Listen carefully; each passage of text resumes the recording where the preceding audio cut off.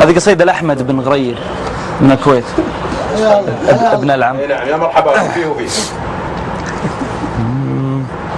أحب من النوايا بيض، وأحب من الرجال جبال، وأحب الراكع الخاشع، وأحب مصلي مسمي، وأحب الطيبة إن زادت ولو قالوا عليها هبال، وأحب الدار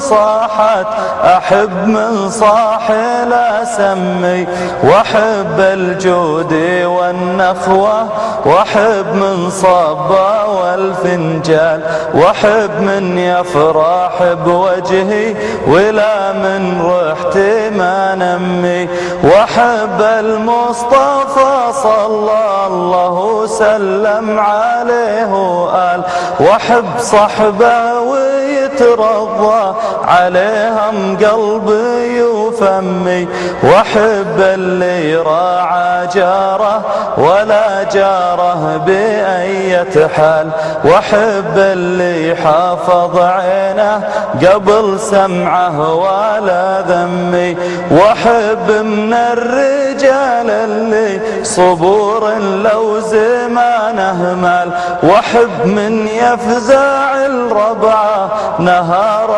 الضيق والهم، وأحب من الرجال اللي فعل فعله مثل ما قال، وأحب من جاله العاني وقال ابشر ترى يمي، وأحب من الرجال اللي أبد ما يمشي ويختال، وأحب من قال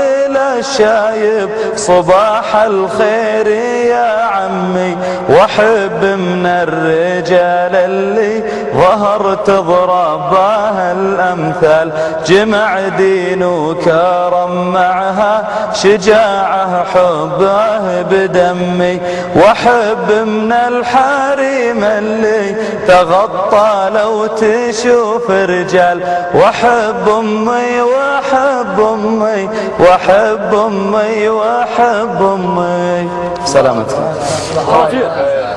دعواتكم